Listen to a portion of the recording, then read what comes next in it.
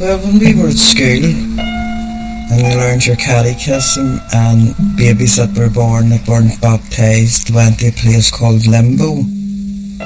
And Limbo, they didn't get into heaven, they just floated about. When I was a kid, I would have looked up in the sky to see if I could see wee babies floating about. That's how naive we were.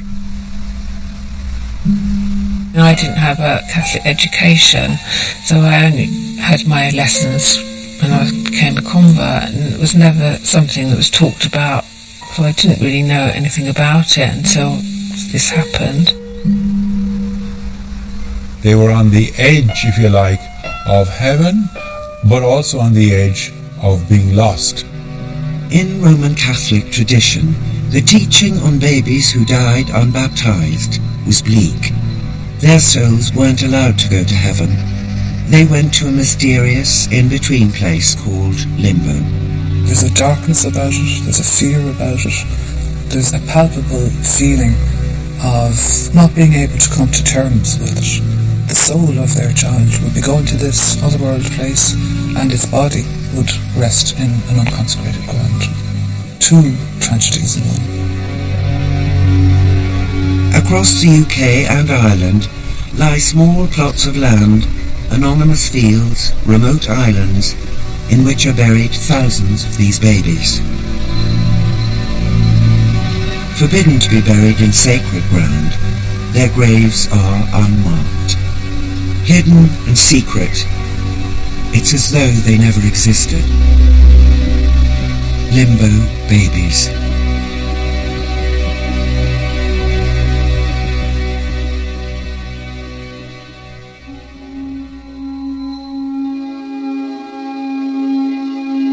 For Roman Catholics, heaven is a state of almost indescribable supreme happiness. Believers look forward to living a perfect life with God and eventually being reunited with their loved ones. But if your baby died unbaptized, Roman Catholic theology decreed that entry to heaven was barred and separation was eternal. They were given a kind of that middle position between the two, between the lost and those who were saved, between those who were in paradise and those who were not in paradise, clearly. But even the most devout parents have found this concept difficult to accept. My baby was supposed to be in Limbo, wherever Limbo is. I didn't class him as being in Limbo, that his wee soul was floating about the skies. No, he's in heaven.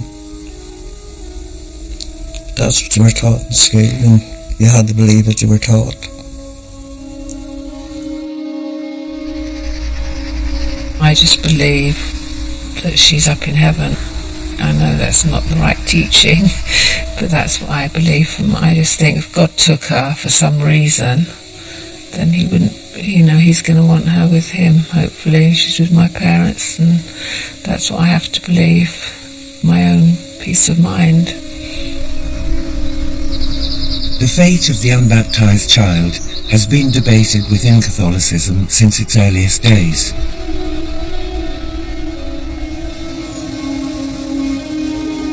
Father Thomas Norris is a member of the Vatican's International Theological Commission.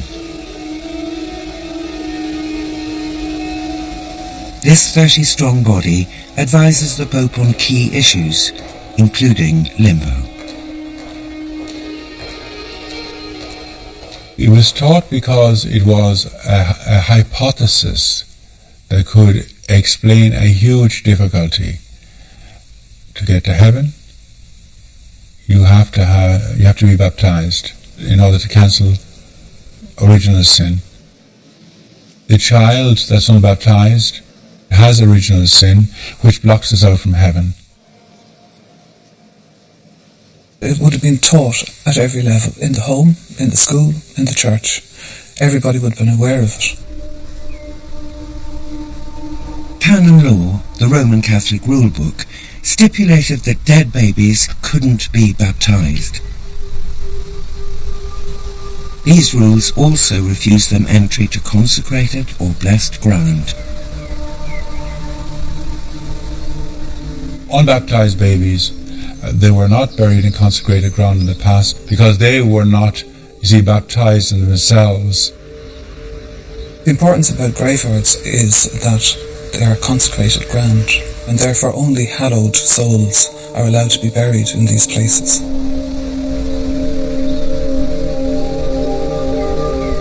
Forbidden to be buried inside the cemetery, parents had to find alternative resting places for their unbaptized infants. Often, they tried to bury them as close to consecrated ground as they could. At the edge of Hannistown Cemetery in Belfast is one such burial site. People drive by the site completely unaware of what's here.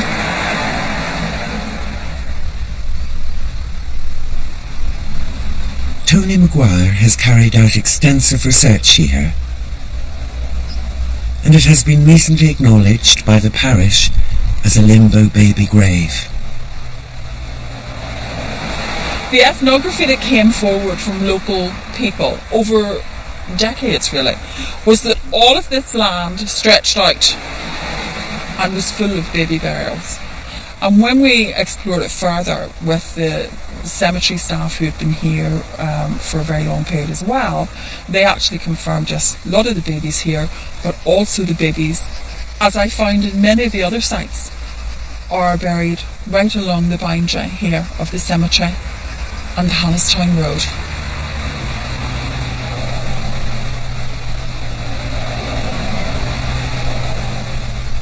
It's almost as though these children had a double death. Not only did these children die, but they were excluded. Where in fact, like any family unit, a baby, a young child would be included in the family. In death, these children are excluded. They're left outside, they're marked off, they're roped out, they're marginalised in every conceivable sense of the word. One of the big issues that constantly surfaces is the theology around infants buried in limbo. Parents were told that these infants would not go to heaven. Parents are then worried, well, when I die and hopefully I go to heaven, my baby's not going to be there. That has caused enormous problems for many, many parents.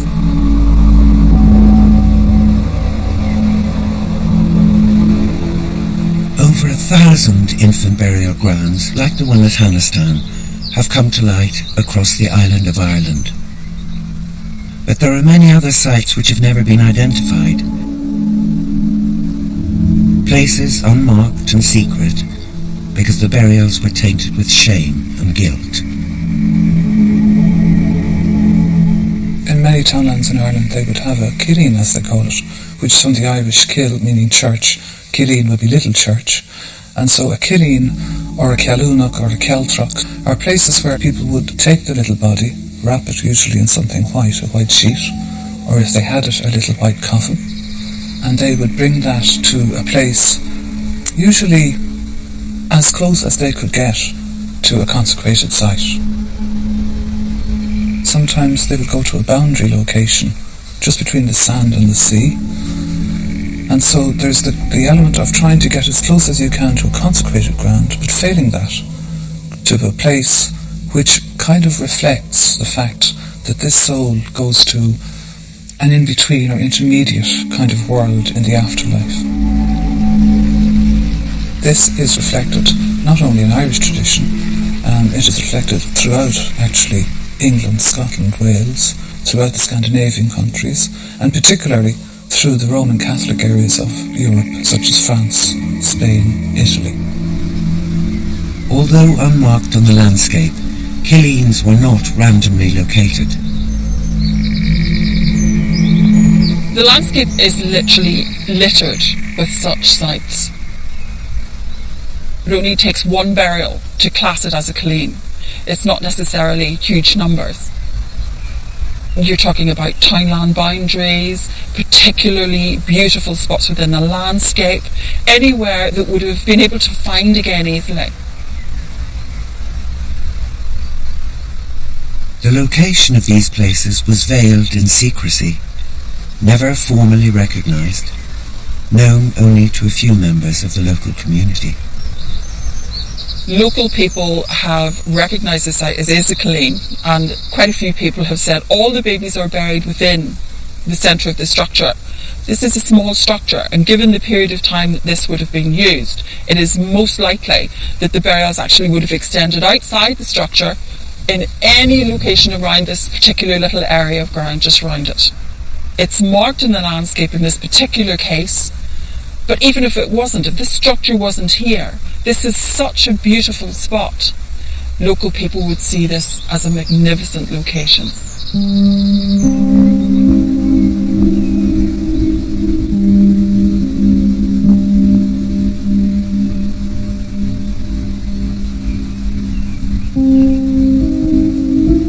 In Donegal, in Ireland, many parents took their children for burial to places like this, Ilon na Morov, Island of the Dead, a traditional burial place for limbo babies. My granny's mother had a baby, and it died when it was born, and it was taken down to the island and buried. And the wee coffin was made out of wood that came in from the sea. A lot of people would be up and down on the island, and it was just a play place, little realising that it, held all these wee angels that was buried there. Anne Hanlon and her mother Kathleen are from the area and have relatives buried on the island. A lot of ones knows that their babies belonging to them buried there, but they don't know where they're buried. They'll hear the people talking that they were there, but I don't think they knew whether it was boys or girls or where they were buried. Traditionally, unbaptised babies were buried when the tide was out and the island was accessible by foot. It would have been a very lonely walk down, holding the child. A beautiful beach, but a very, very sad journey, I'm sure. You had the wee grave dug, and they had to bury the coffin and put rocks over the top of the coffin to make sure that nothing else would have dug it up. And the mother standing up at her door where she could see it and see the people down on the island burying her child, which would have been a very, very sad thing to have to go through. Oh, it should be kept quiet at that time. There'd be very little talk about it. I think what it was is that it was looked on as a sin very nearly, just because they weren't baptised, which was no sin on them.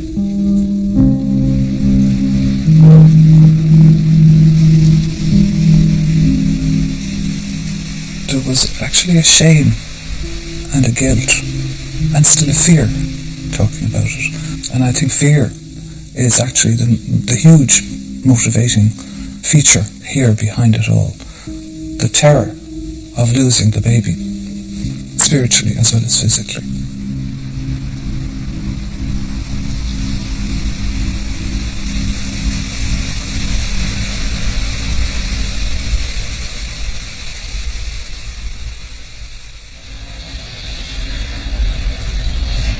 Milltown Cemetery is the largest Roman Catholic burial ground in Belfast.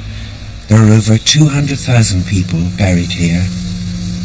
It's here that the issue of limbo has been thrust into the spotlight. Donna Hanvey's brother died just after he was born and was buried here. Shortly afterwards, the family moved to England. In October 2008, Donna decided to visit his grave. It was actually on my 38th birthday. One of the members of staff took us down there, and it was strange because there was like a path, and he asked us to stand at the top of the path, and he walked to the bottom of the path, and there's all marked graves like with surrounds and headstones, and he was walking backwards and forwards and backwards and forwards, and I said, "Well, something wrong here."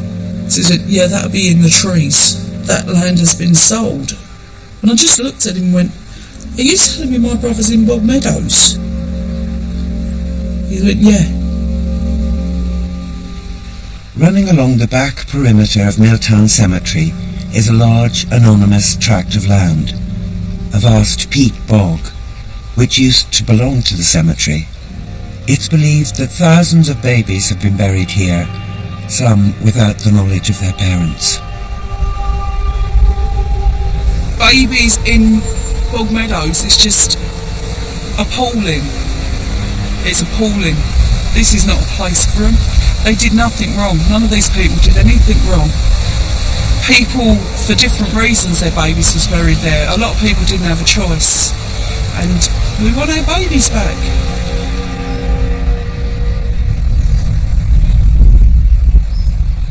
In the past, this piece of land was part of Milltown Cemetery.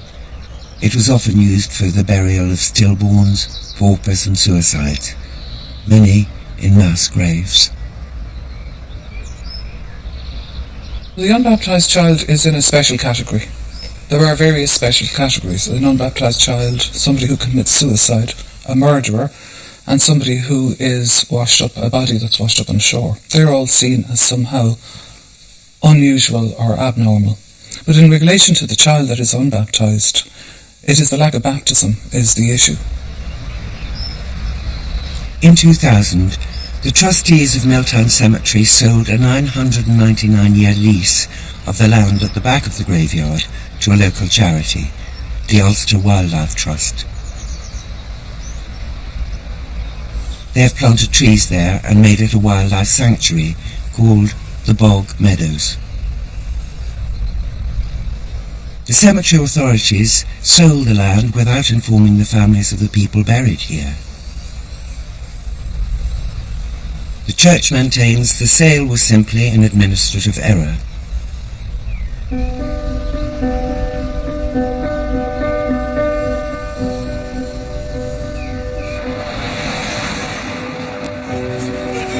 The families of infants and young people buried in a part of Milltown Cemetery, which was sold off to the Ulster Wildlife Trust, want the land reinstated as part of the graveyard. Very angry at the Catholic Church. Them babies should never be in the Bog Meadows.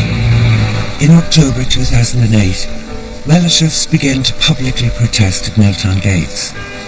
As well as demanding the return of the land, they want an apology from the church.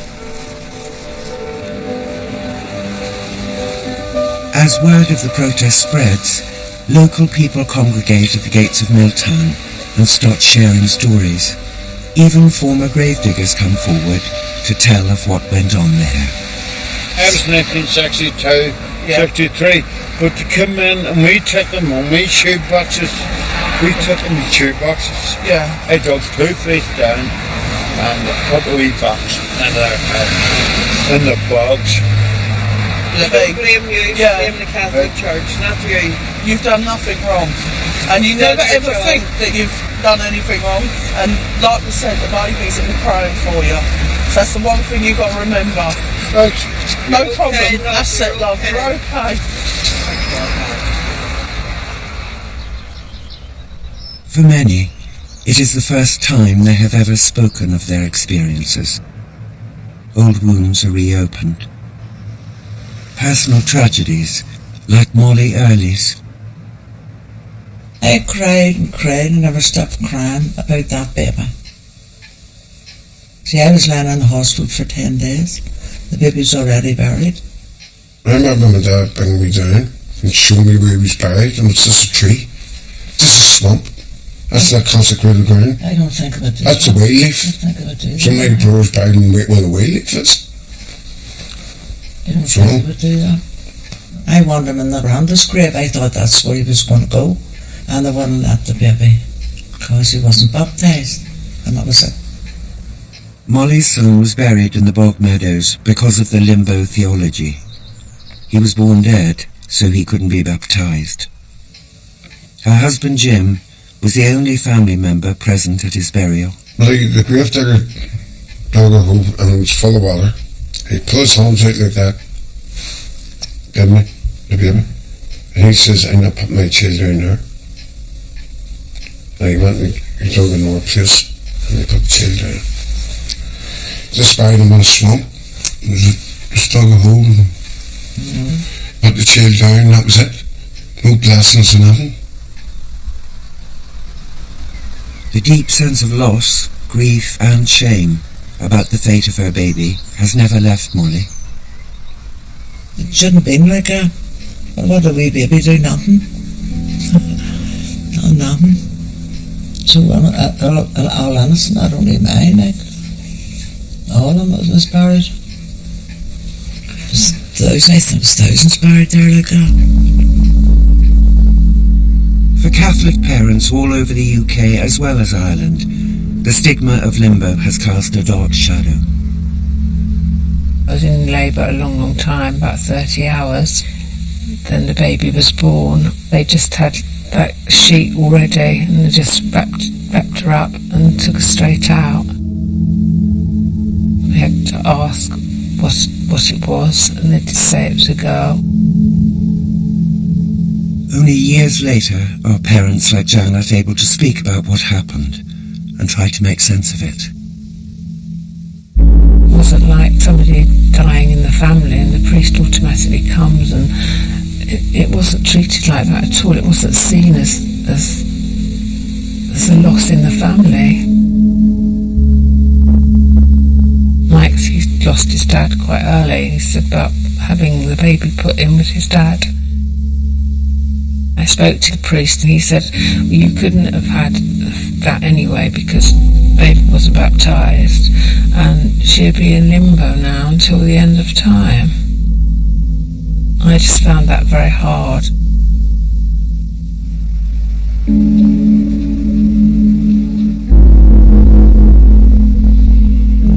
All funerals in all societies are to help people move on and to kind of structure the process of grieving.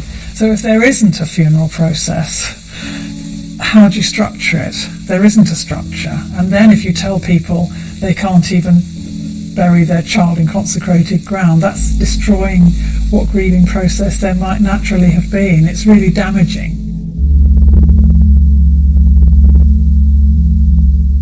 For us to have somewhere where we could have gone and just thought about it and, have your thoughts really. You sort of accept what they're telling you and, this is what happens and you sort of go with the flow a bit really because you are in shock. It all happens very quickly. Janet has no idea what happened to her baby after she was taken away for burial by the hospital.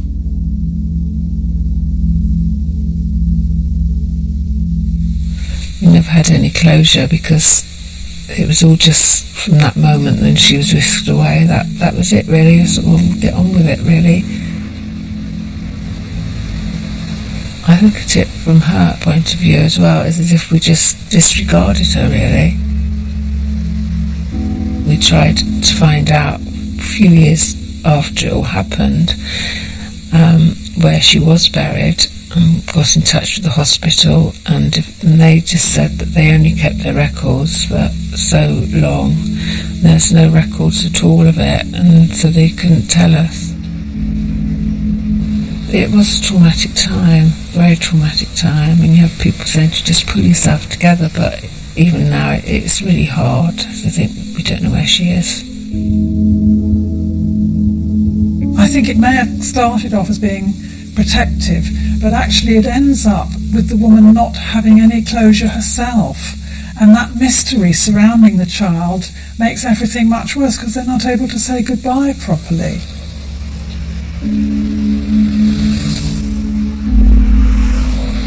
If you've been brought up thinking that all the rites and ceremonies of the church is absolutely how you follow them, and then you come up short with something like this, your own child is excluded from the arms of the church through no fault of its own, It must be devastating.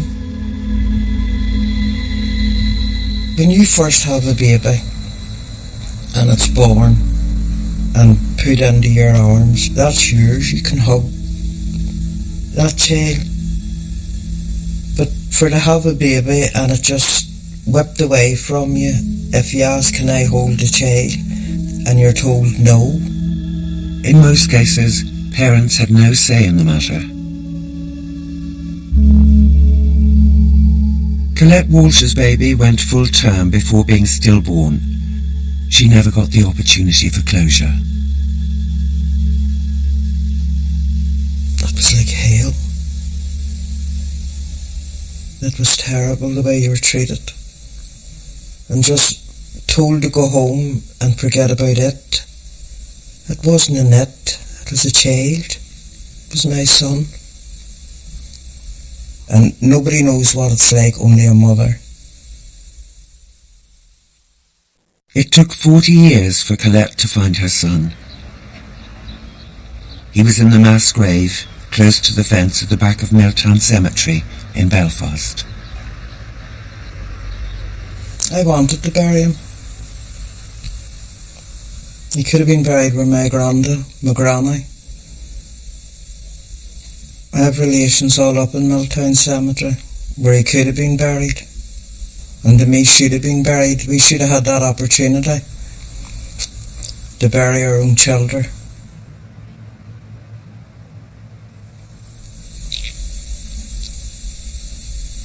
That's all I wanted. Still love to hold him.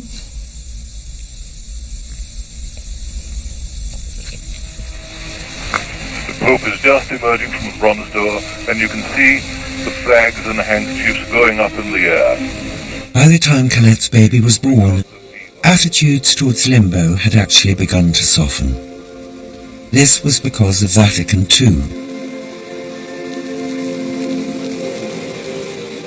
The largest council of the Catholic Church ever convened, it kick-started major reform. The Church today chooses mercy rather than severity. She meets the need of the time by showing the validity of her teaching rather than by condemnation. Limbo wasn't directly addressed, and the emphasis on baptism never lessened. But the Church began to relax its rules. Eventually, it introduced a funeral rite for the unbaptized, though it still differed from that for the baptized. The main teaching remained: you must be baptized to enter heaven. Jesus teaches very clearly that baptism is necessary in order to have the vision of God to attain to heaven and the next life. The baptism was necessary because humanity had fallen away from God. There was the fall, we often speak about original sin. So, and that everybody was born with original sin. Baptism corrects that, and baptism then becomes the gateway to everlasting life and the vision of God.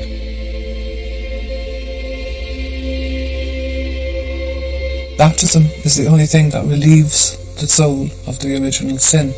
It is entirely connected to Catholic, deep Catholic beliefs in sin and sacraments. The Lord is a faithful God who created us all after his own image. All things are of his making. All creation. The Most Reverend Noel Trainer is the Bishop of the Roman Catholic Diocese of Down and Connor. This includes Milltown Cemetery, where Colette, Donna and the other parents have been protesting on a weekly basis for the return of the sold land.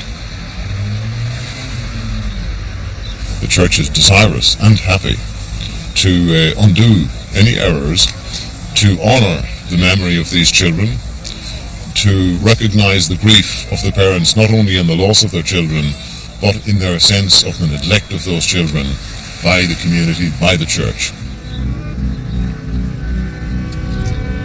The Bishop has sent his aide, retired solicitor Brian Gibson, to liaise with the protesting relatives. We shouldn't have given burial places away. Of course we shouldn't. What's important is that we put that mistake right. That is desperately, desperately important. And we have to respect that ground and those graves. And we're going to do that. And we're going to do it in a dignified way and a sensitive way.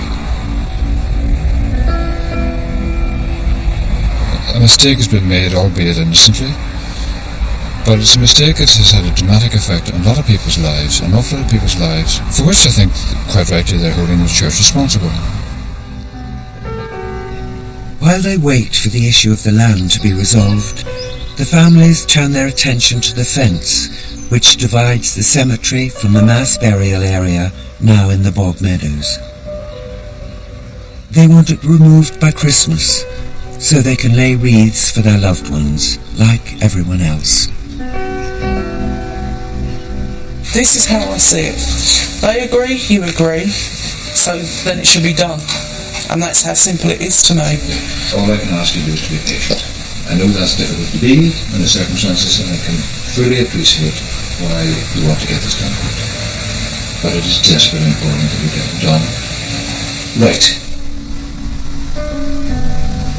A fence like that feels like the Berlin Wall, and if you're on the other side of it, you're excluded from the community on this side of it.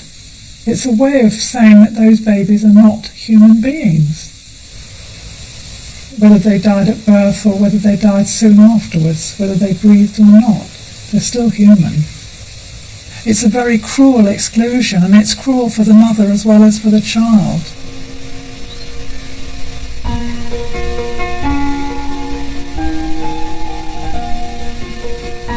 By December, despite weekly meetings and protests, for health and safety reasons, the fence remains in place.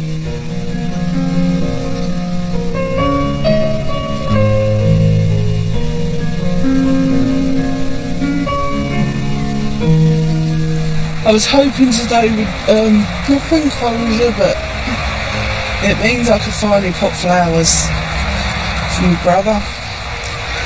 The fence was broken down. Instead of them leaving it, because they're supposed to be removing it, they put a brand new fence up. So there's now two fences. Then there's the trees, which is the third. And then they block it with cars, so you have to climb to come down here. So, how many more fences are they going to put up? But the church gets permission from the Ulster Wildlife Trust to bless the land beyond the fence. It also holds a prayer service for the families.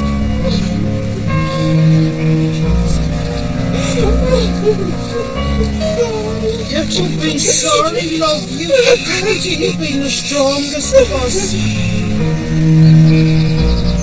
And now we lay a wreath in memory of all those who are buried here, those whose parents are unable to be here, and for all those who people may have forgotten. The church has invited Tony Maguire to assist with the situation at Milltown. She's agreed to liaise with the protesters and advise them on how they can find proof of where their relatives are buried.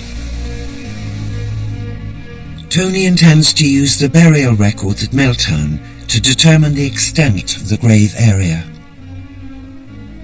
The records so far are producing anything from 5, 6, 7 in a grave up to hundreds in a grave.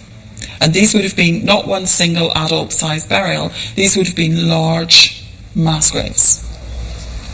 The rain's covering it. Some of the relatives have come to the office at Milltown to discover what is actually recorded about their loved ones.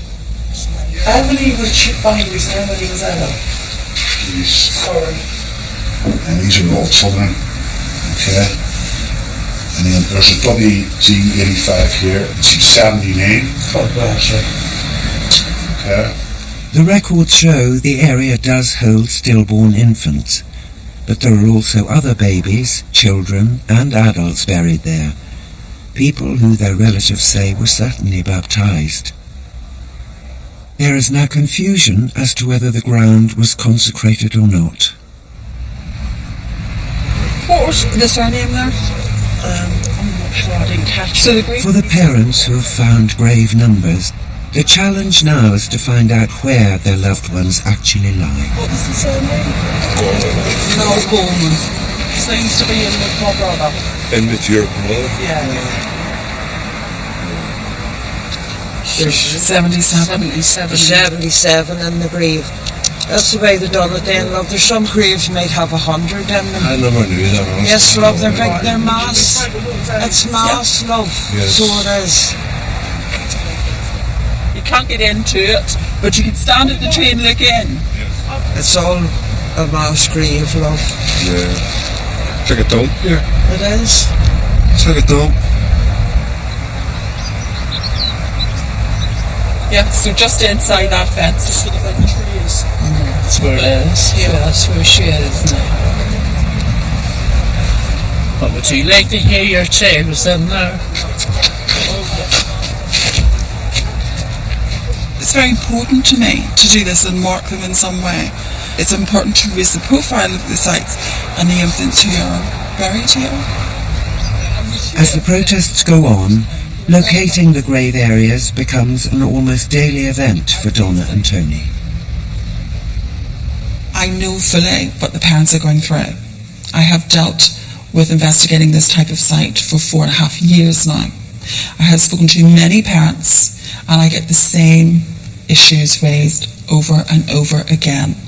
The lack of closure, not knowing where exactly the infants are buried, the pain and suffering of parents over many, many years. Parents never forget.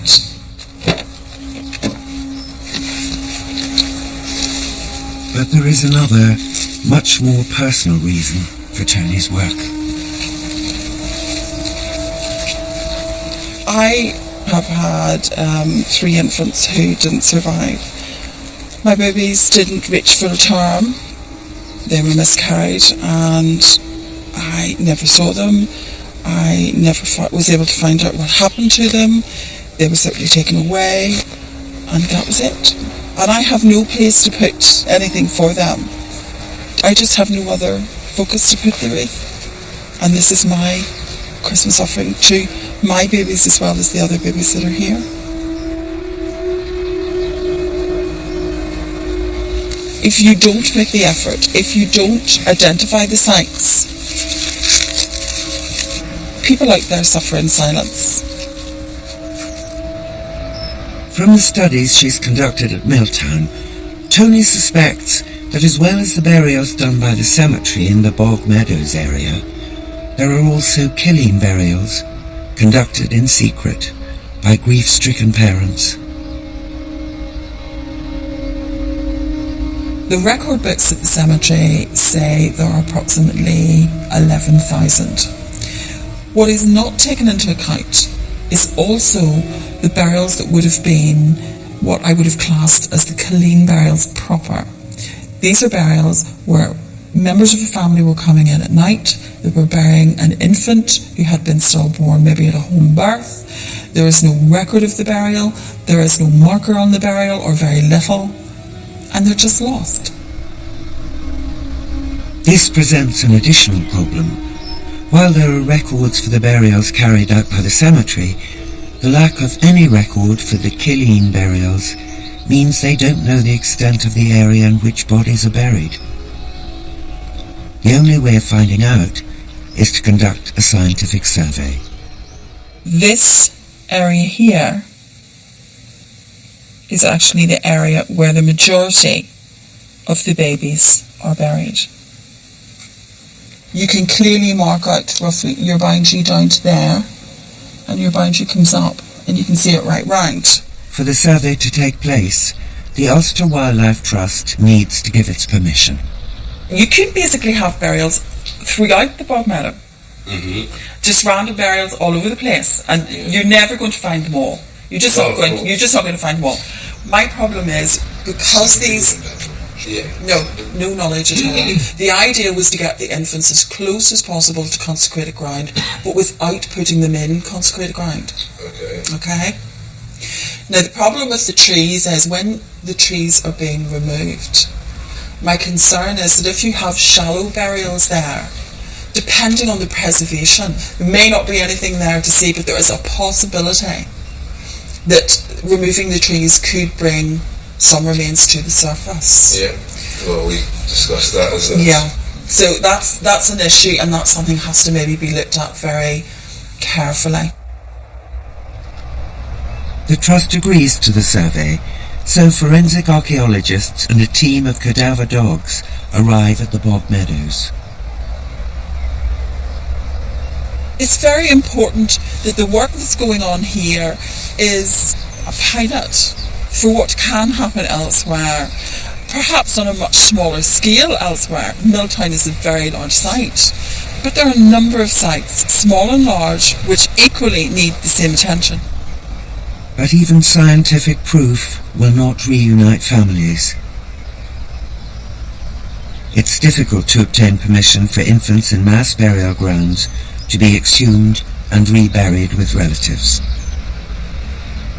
So the physical separation is, most often, final. Because you couldn't bury the child in the same place as the rest of the family members, this created the division, and it created the distress, obviously, also for people. But the distress was also about the fact that the child would be forever separate. They would never, ever, in the whole eternity of the world, be reunited. And that was the heartbreak, that forever this child was lost.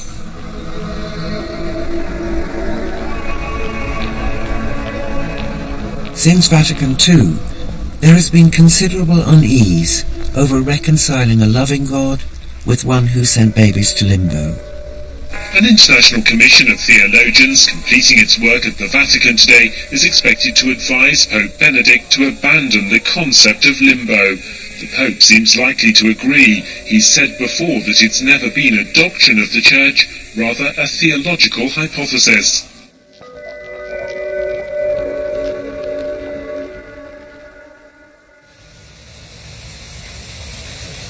In 2007, the International Theological Commission, including Father Norris, concluded its deliberations.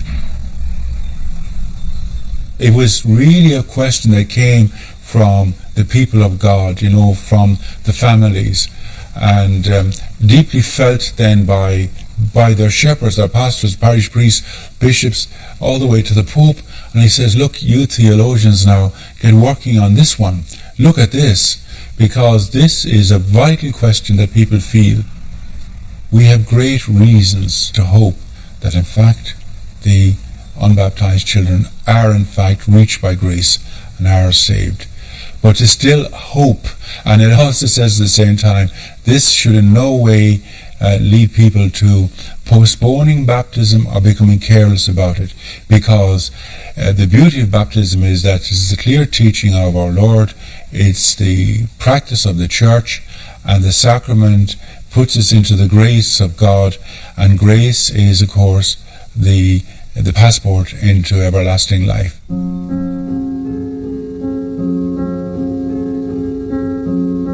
While the Church still upheld the concept of limbo and the urgent need for baptism, its priests were now able to bless limbo graves and bury unbaptized babies in consecrated ground. This was seen as a significant shift in Church policy. Moville, on the Inishowen Peninsula in Donegal, is one of the most remote places in Ireland. Father O'Kane is its parish priest. I've decided to bless these little plots throughout the parish where babies had been buried because they died before baptism. And as we remember the fact that their bodies were committed to the earth in this area, the people would have taken those little dead babies and buried them in ditches, wanting them to be as near consecrated ground as possible. And they rejoice with you and with your saints forever, through Christ our Lord. The people had a sense that places of exceptional beauty were touched by God in some way, and were holy in that regard.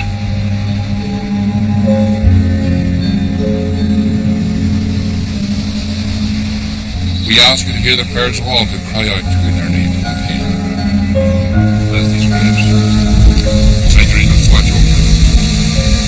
We believe you're a God of mercy and compassion, that you've welcomed these children into your presence, and we ask this of you in the name of the Father. People are able, in this climate of speaking the truth or actually naming what happened in their lives, making it visible and reclaiming it and resolving it, if you like, for themselves on a psychological level.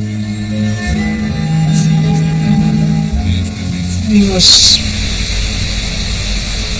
full 9 months, and my husband buried him. Got a little white coffin and he had to bury him in himself. Help all who mourn, and accompany all of us in our times of need. Give him the name William. We stand in prayer as we believe in your compassion and your generous love. I feel uplifted. Yeah, feel closer at last. In the mystery of your wisdom, you have drawn these children to yourself. In these moments we stand together in prayer. The blessings that Father O'Kane carries out throughout his parish reveal to the entire community the dark secret that was kept hidden for many years and by many generations.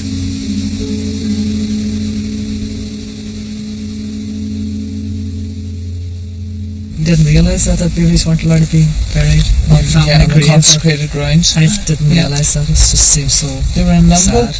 Yeah. They were in a place called Limbo, where that's what they called it. It was just they were just dead, so you couldn't baptise them, which was kind of silly, really.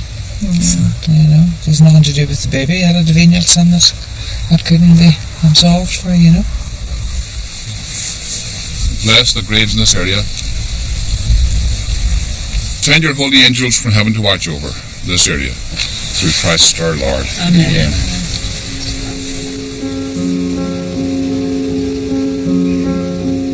He was buried in this area beside the river, and it was marked by a stone, but a lot of work has been done in this graveyard since, so you just can't get ideas where it is. My mother, it was her first son, and she said that it was a young doctor had delivered him, and that he had wrapped him up. She was 7 months pregnant, wrapped him up, gave him to the next door neighbour, and she didn't know it was a baby, and just said, burn that. And she says, burn what? And he says, it's a baby. And she was a very holy person, and she actually, even though the baby was dead, she christened the baby herself. And my dad and her husband and her son, who's still alive, who was talking to my brother about it, he was actually here when he was buried.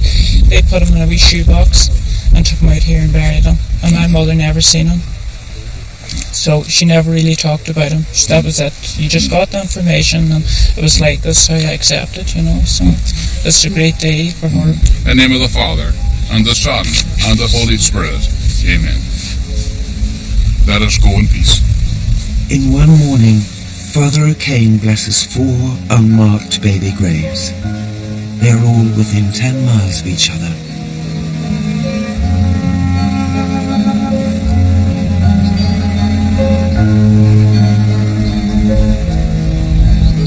The church, if you like many other pillars of society, has been called into question, and has been called to account for itself, if you like, on many levels.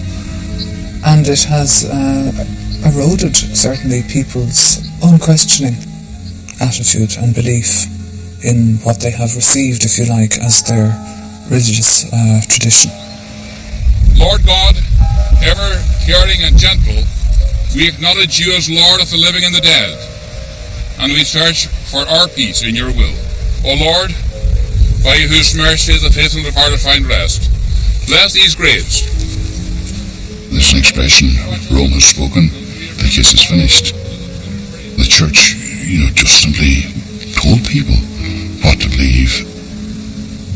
The awareness of God as a God of compassion and love was kind of lost somewhere in the middle of that. Bring us comfort and peace, and we ask this in the name of the Father, and the Son, and the Holy Spirit. Amen. We live in a healthier environment now of questioning and seeking together.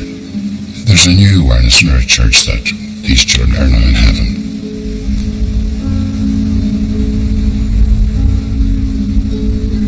At Milltown, there has been a breakthrough. The survey has confirmed the existence of mass graves.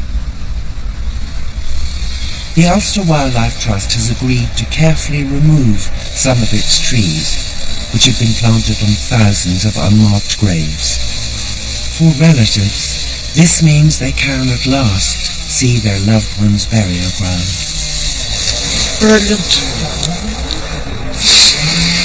Big milestone in a donut.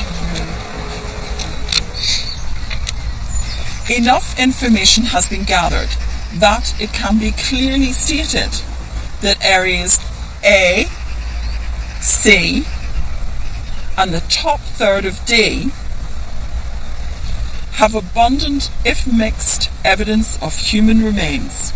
If land with such remains are to be administered by the Church, then this area should be returned to that authority. Out of the depths I cry to you, O Lord.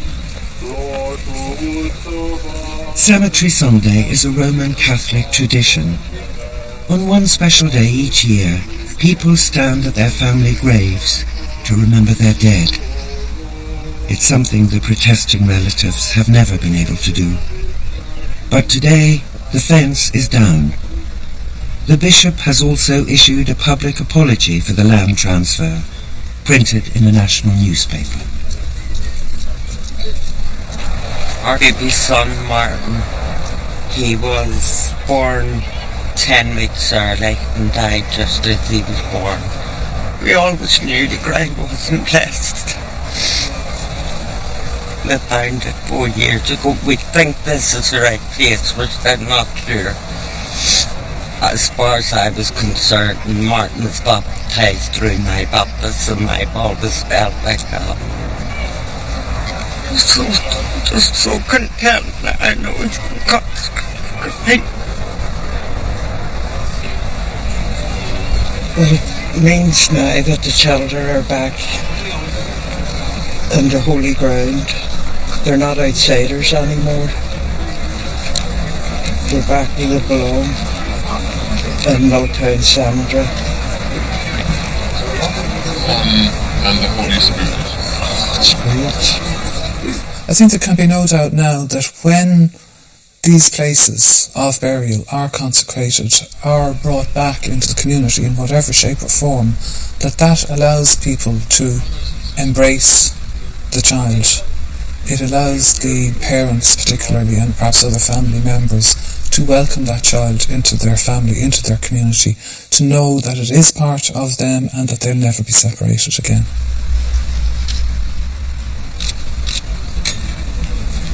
I remember like yesterday, I was just told to bring a shoebox up, brought her to that gate, and just took it off in this cold and says, that's okay, we'll deal with it.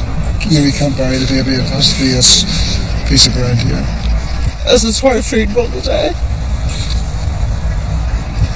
I was just thinking, she's just born. That's what it feels like.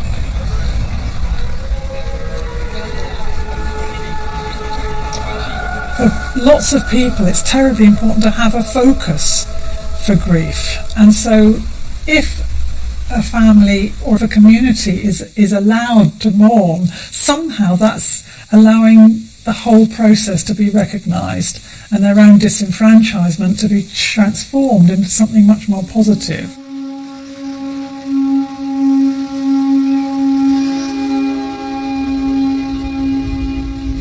At the Island of the Dead in Donegal, they've gone beyond a blessing. Members of the community are making their way to the island for a special unveiling. When this island now is blessed, they have the same status now as anyone else that dies and gets buried. Well, I know I'm very happy and very glad that it's been done, and that people that comes after me will know who's buried there and what is buried there. It's nice to have somewhere to go to. Like, we would always have went down and we would have said a prayer at the island, but nobody else would have known it was there, whereas now we have it marked out. Make this our prayer through Christ our Lord. May mighty God bless this cross and all who are buried here, Father, Son, and the Holy Spirit. Amen. The community has decided to erect a public memorial on the island.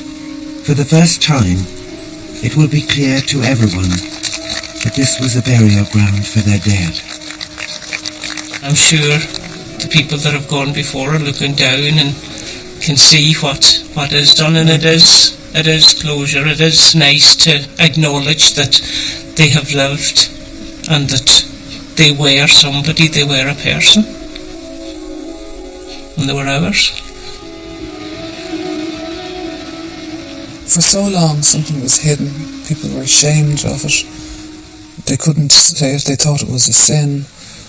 Now they can go into the open and admit, even if this baby wasn't actually officially baptised or given a name, they have a name, they know the baby, they can reconcile themselves with that child. So I think that on a human and a social and familial level, it's crucially important. And for communities also, because this is throughout every single community, urban and rural, in Ireland and elsewhere. Parents want to be able to go to a place and say, these are our little angels, whether they were baptised or not.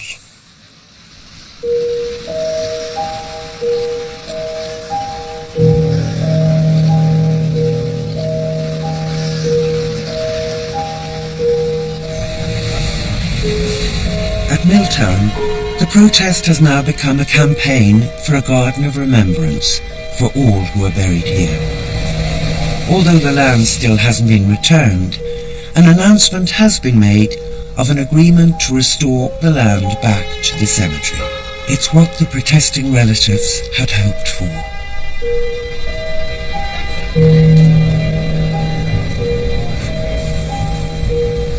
My son had been looking for him for 50 years where he was buried. You know, it's hard to put 50 years behind you, but this is a major step forward in that direction. And these ladies work their fingers to the bones to do that for us. There is no longer a protest at the gates. Theologically, the situation is still one of ambiguity. God can save them, and there are very strong reasons for holding a hope that in fact they do reach full and complete enrapturing union with God. We pray for those whom we are very hopeful will in fact be fully saved. But we are not certain. We cannot be certain of that.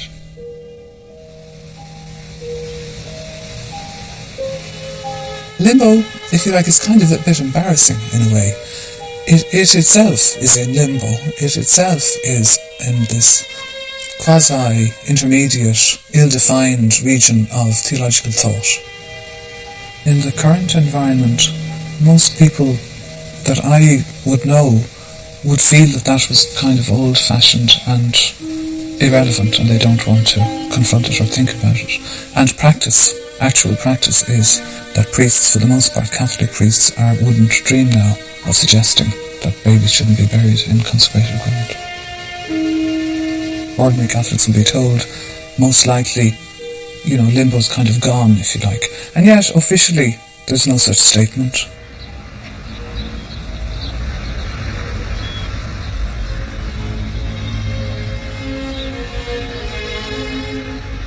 People have been afraid to speak up against the Catholic Church. Don't get me wrong, I'm still a Roman Catholic, I still believe in the faith. But to hoist up a lot of things, the way they hoist up our babies, you There's still women out there, God bless them, blame themselves. What did they do wrong? You don't blame yourself. I was being counselled, and it was through the counsellor that I started looking then for the child. I'm only sorry I didn't do it 40 years ago. That I wouldn't be going through this today, and other people like myself wouldn't be going through this today.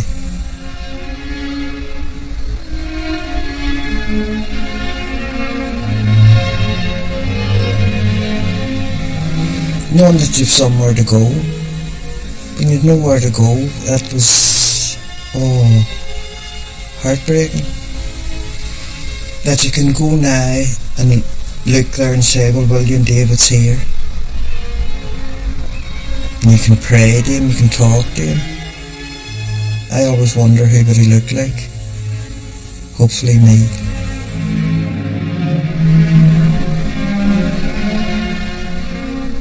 While the Church has relaxed its rules on Limbo, their official stance remains.